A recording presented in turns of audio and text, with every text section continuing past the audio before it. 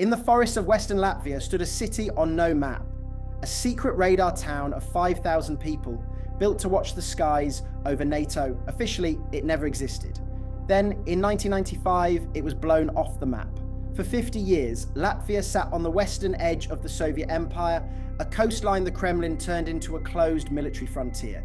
Behind barbed wire, it packed the Republic with air bases, coastal guns, listening stations, missile bunkers, and whole secret towns, all aimed west at NATO. Then, in 1991, the empire let go, and its soldiers marched out, leaving almost all of it to rot in the forests and dunes.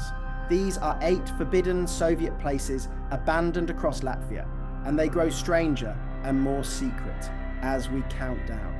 We start at number 8.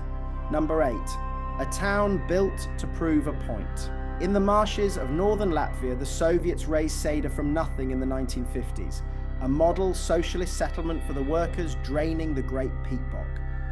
Around a grand house of culture, they laid out neat avenues, ornate Stalinist facades, and a central square.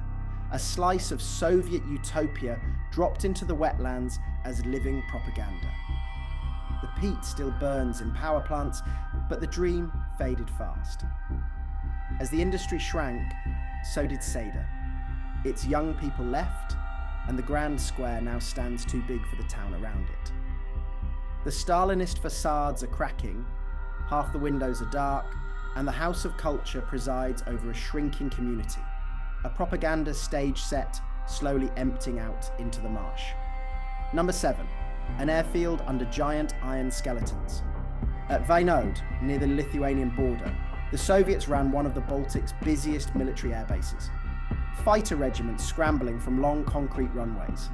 Towering over it all stood 2 vast hangars of riveted steel, built by the German army for Zeppelin airships back in the First World War, and pressed back into service by the Soviet Air Force decades later. When the regiments flew out for the last time, the base was simply abandoned. The runways cracked and sprouted grass, the dispersal pens emptied, and one of the great airship hangars was scrapped for its metal. What remains is a haunting scatter of Soviet concrete across the fields. Control towers, shelters, and aprons where fast jets once howled, now silent farmland at the edge of the country. Number 6, the guns that guarded the gates of Riga. Where the Daugava River meets the sea, the peninsula of Mangaļsala was fortified for 2 centuries. And the Soviets made it a closed military zone. They dug command posts and magazines into the dunes, mounted coastal artillery to cover the harbour mouth, and walled the whole shore off from ordinary Latvians who needed a special pass just to reach the beach. The army is long gone and the sea has taken over. The bunkers of Mangaļsala now stand open and flooded, their concrete tunnels tagged with graffiti, half buried in sand and pine.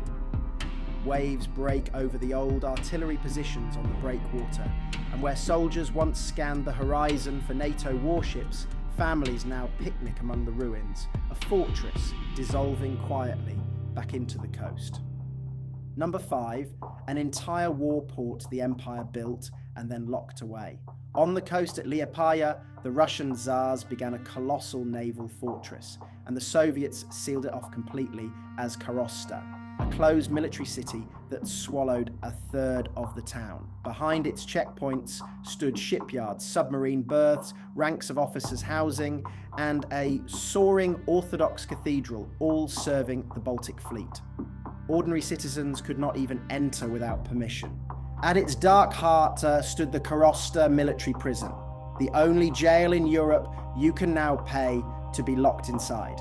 For most of a century, it broke sailors and soldiers who crossed the Tsarist and Soviet militaries, its cells cold, its punishments brutal, its walls still scratched with the names of the men held there. Deserters, it is said, were marched out and shot against its yard wall. When the fleet withdrew in 1994, Karosta was left half ruined and half alive.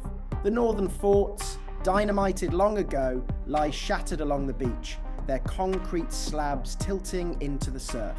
The cathedral has been reborn and the prison turned into a grim tourist attraction. But much of the district is still crumbling Soviet housing. a decaying military city that people somehow never stopped living in. Number 4. A secret world hidden 9 meters under a health resort.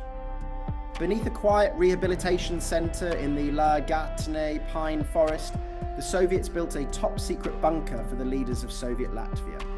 2,000 square meters of sealed rooms designed to run the republic through a nuclear war. It appeared on no map, and the patients recovering in the sanatorium above had no idea what lay beneath their feet. Inside, the Cold War never ended.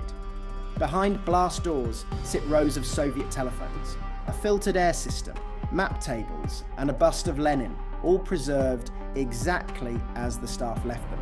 There is even an autonomous power plant and a store of food and fuel ready for an apocalypse that never came. Declassified only after independence, the Līgatne bunker is now a museum you can walk through, a frozen command post for a war the Empire always expected to fight.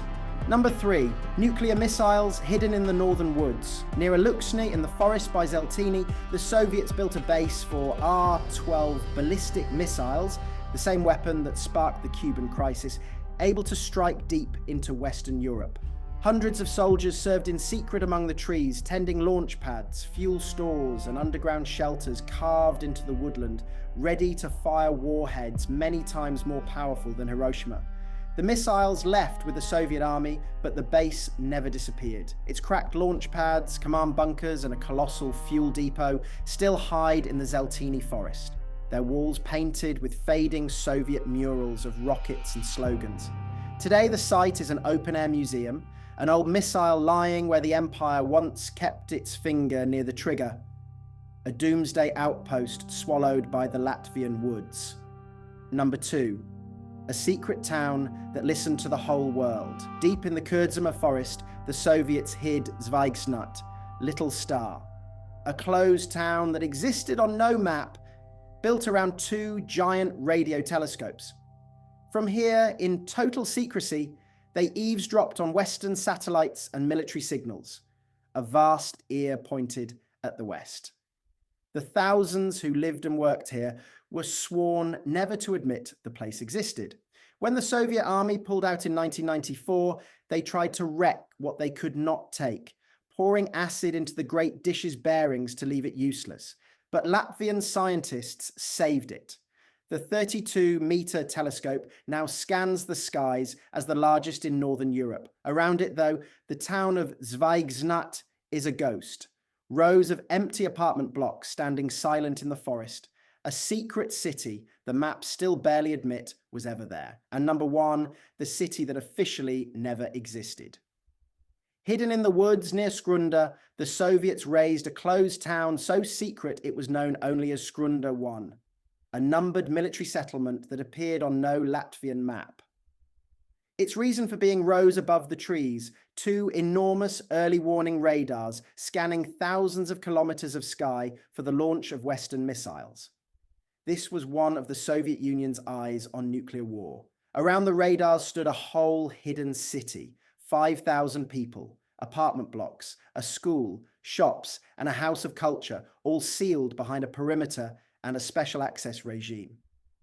Children grew up here without ever appearing in the Republic's records. The town had its own supplies, its own rules, and a name that was really just a coordinate. To the outside world, Skrunda 1 was a blank space in the forest.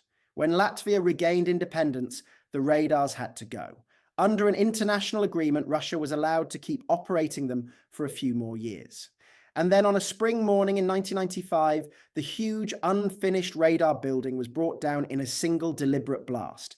An American demolition team dropped the concrete giant in seconds on live television as a symbol of the empire finally leaving Latvian soil. The last Russian soldiers left in 1998, and Skrunda 1 was abandoned whole, a fully built city with no one in it. For years, it stood open and looted, its tower blocks gaping, its school and gym slowly falling in until the entire ghost town was put up for auction.